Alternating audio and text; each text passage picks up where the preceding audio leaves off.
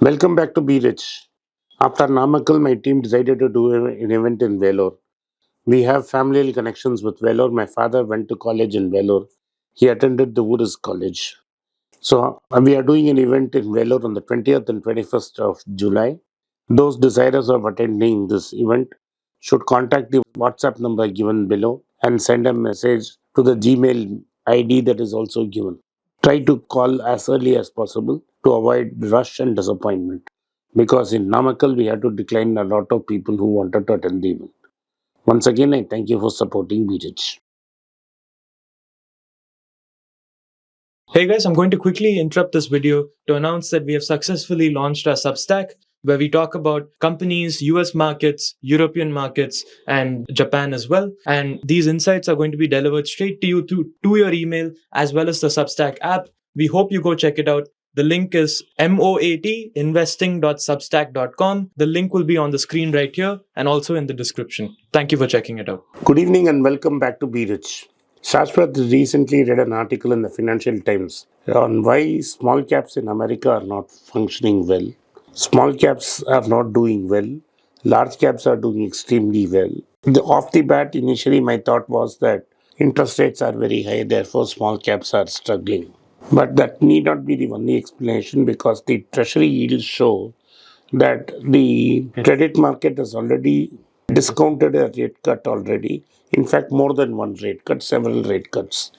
In fact, I did read an article in which says absence of spread between A grade bonds and treasuries. So, as far as the bond market is behaving, is not factoring risk of default at all. In the sense, they are behaving that no corporate will default, no small cap will default. So that could not be a proper explanation. Also, there is something that is happening interesting. Energy companies are really performing well in the United States. So, what could be the reason that large caps continue to outperform small caps? Whereas in India, the small caps are outperforming the large caps over the last 1 year. And India does not have an energy index because most of it is government owned.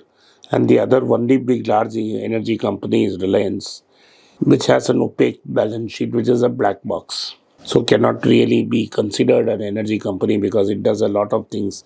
Everything is amalgamated in one company. So you cannot take an energy comparison from India, but you can definitely understand why the small cap in India is doing very well. There is a lot of froth in that. But why is then the froth should be there in America? Why is it not there? And why are large caps doing well? This idea is not ours. Practically, this is what Richard Bernstein advises. I think he's related to Peter Bernstein, who's originally written a book called Again Betting Against Gods. But we do not know for sure. I will check that out and let you know in the next video. Against the gods, yeah. Against the gods. Whether he's related to it, I do not know. But I'll get that fact out in the next video. Sashwath will tell you whether he is related or not related. Please. So, this article is titled The Risk of a Replay of the Lost Decade in US Stocks. And the lost decade, according to Bernstein, is from 2000 to 2010, when the S&P 500 returned an annualized return of minus 0.7% year on year. So, he's talking about whether there will be another replay of this. So, first off, he says that let's see all the abnormalities which are going on in the S&P 500 and the broader US stock market. He says that stocks are at an all-time high and credit spreads are narrow, even after interest rate is at 5.25%, and it has been there since early 2022. This is interesting because we generally expect interest rates to act like gravity for stock prices. The Federal Reserve is ready to declare victory, and the outperformance of highly speculative investments indicate otherwise, according to Bernstein. So Bernstein makes the case that because whenever highly speculative investments tend to make a lot of money, that basically signals inflation in the upcoming years. He says that central banks need to understand that financial bubbles are a source of real asset inflation in the future.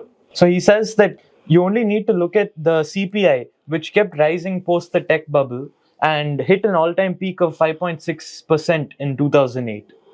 And he says that in such an environment, small cap performance relative to large cap performance mimics credit spreads. So what he means to say is that lower quality companies have greater operating and financial leverage, which are then more affected by economic cycles and profit cycles. So then the question then becomes, today, small caps are supposed to outperform large caps during improvements in corporate profits, but large caps are supposed to outperform when credit spreads widen, because large caps are more disjointed in terms of economic cycles because they haven't borrowed so much. But today, when corporate profits are supposed to be increasing because the security or the credit markets have already factored that in by paying corporate bonds a huge sum of money to buy them, A grade corporate bonds. Today, we see that credit markets believe that corporate profits are on the rise, and 160 of the 500 companies are already showing corporate profits increasing by 25% or more. So then the question then becomes, why are small cap stocks still underperforming large cap stocks during such an environment? Because if you look at the S&P small cap 600 index, what you end up seeing is that the PE ratio is standing at around 16, and the S&P 500 PE ratio stands at about 25. And if you look at the Nasdaq is performing even better than the S&P 500. So all this points to the thing which we've been talking about, which is the Magnificent Seven has been driving the gains which large cap companies have been making in the S&P 500, which understandably the small cap companies are not able to cash in on. So Bernstein argues that a misallocation of assets into a bubble will act as a sign of inflation to be coming in the future. And he says that credit spreads are able to account for increasing profits by narrowing, but large caps are ignoring this. Or another case he says is that speculation is driving narrow spreads and outperformance of large caps. Like we discussed in the Apple video, the markets are now factoring in 26 earnings and 27 earnings. That to an 8% increase in 27, which is it's a crazy amount of time to be factoring in today. So this is something which we're seeing in the market, and Bernstein says that maybe this is a sign of speculation because we still do not know how good AI is, what AI does, and in the sense in the broader economy, and what kind of profitability we will see out of AI. Because OpenAI currently is still experimenting with its paid model. So they've even released a ChatGPT 4.0 model, which is free for everyone to use, except that if you pay, then you get more prompts. So small caps may be the last line of defense, Bernstein argues, that benefit from inflation. And sectors such as energy might also end up doing well, especially because regardless of whether Biden comes in the next term or Donald Trump comes in, both of them have talked about raising the fiscal deficit by increasing federal expenditure. What this basically means is that be it tax cuts or be it welfare expenditure, regardless, you're going to see the fiscal deficit increase. And if the fiscal deficit increase, as we've seen in the past, inflation is bound to come, which means that Jerome Powell's efforts to tame inflation may have not been so successful because its counterpart sitting in the government is unwilling to listen to its advice. So if you look at the example from March 2000 to 2010, S&P returns, as I said, the annual return has been minus 0.7% year over year, whereas energy was up by 9.4% and small cap stocks were up by 6.6%. What do you have to say about this argument? I know one thing is sure. Yeah. That inflation is not going anywhere. Yes.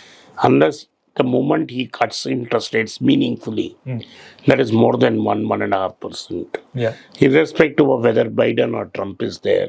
Trump by tax cuts, Biden by his welfare spending are going to increase the fiscal deficit. Yeah. So you are going to have more dollars chasing goods and services. Yes. So you are going to have more inflation. Yes.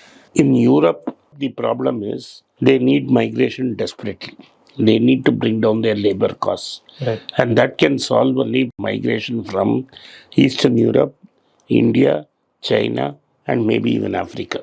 But they are resisting it because the demographics will change. Yes. In countries like England, already because they feel that in London the demographics have changed, the people who were originally occupying are in minority, they are resisting migration. So the world is there for interesting times. I am waiting to see the results of the French election. Right. If Macron loses, which he looks like he'll lose, Yeah. and Le Pen forms the government, Looks like a hung parliament. if it's a hung parliament and the rest of them keep Le Pen out, it's good. But if Le Pen comes in, migration is a big issue. But even while keeping Le Pen out, They cannot allow open migration. So if you do not allow outsiders to come in, you are going to have a big problem in Europe in terms of inflation. Yes. In America, overspending is going to cause inflation. There is going to be turmoil. There may be calm. That is, most of us should not understand that today it is 2.6. The day he cuts, it will not go up. Yeah. If he cuts 1.5% over the course of next 18 months, the 18 months after that is when the inflation will begin to climb. Right. So it takes time. This is not science. The day I cut inflation, immediately it will go up. It needs to boil and heat up over a period of time. It will definitely go.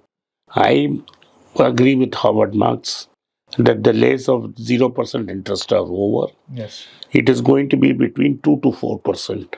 And it will be more towards 4% than 2%. So the world is going to have a lot of time with high interest rates.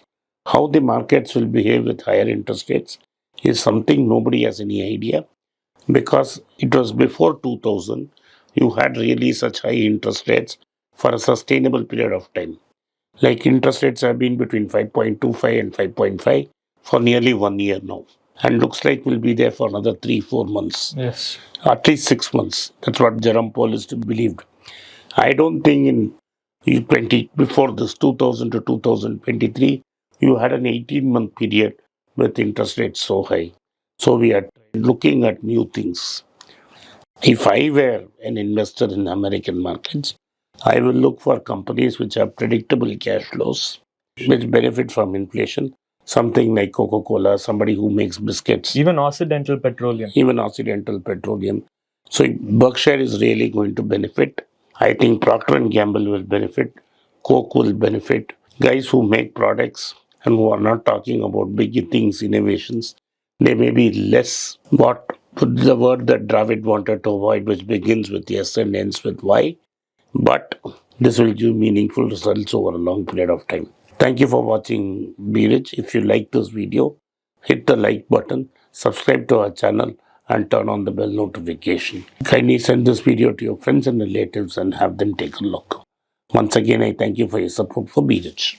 Thank you. It's a great privilege and honor that so many of you in thousands have subscribed to my channel and have supported me. I have written 2 books in English, The Alchemy of Money and Ordinary Stocks, Extraordinary Profits. These books are published by us and are ready. If you want to procure a copy, send us a message to the WhatsApp number given below and my team would respond to you. If you want an Amazon Kindle copy, you can click the link below.